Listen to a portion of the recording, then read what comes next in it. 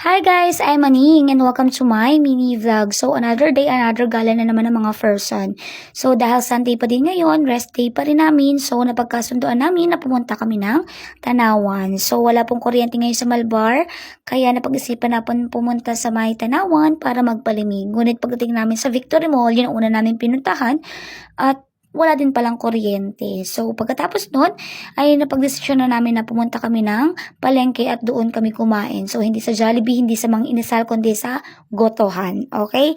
Then, pagkatapos nun, nakita namin itong ukayan papunta doon sa may sakayan ng jeep. So, itong ukayan na ito ay sapatosan, may mga damit, at napakaganda ng mga sapatos for 150.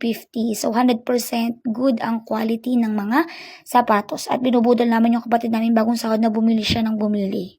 Then, sunod naming pinuntahan ay itong bilihan ng mga gamit. So, maganda yung mga gamit dito, mura lang, at saka may mga bundle-bundle din dito. So, nagtingin-tingin kami rito, baka may makikita kaming murang kurtina, pero wala kaming nakita. So, libot-libot lang kami, tingin-tingin kung anong mabibili.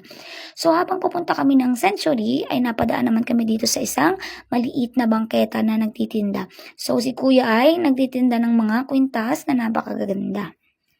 Binubudol na ulit namin yung kapatid namin na sana ay bumili siya ng kwintas kasi ang gaganda ng quality. Ito, nakikita namin to sa mga TikTok at for 180 I think ang isa nito. So, ang ganda kasi nung pagka-pendant niya at saka ng kanyang ng mga pindot saka ng mga earrings ang gaganda din.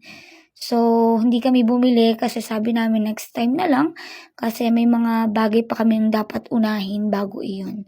So, sunod naman naming pinuntahan is yung bilihan ng damit. So, hindi rin kami bumili dyan, nagtingin-tingin lang kami at yung mga damit dyan is 50 lang.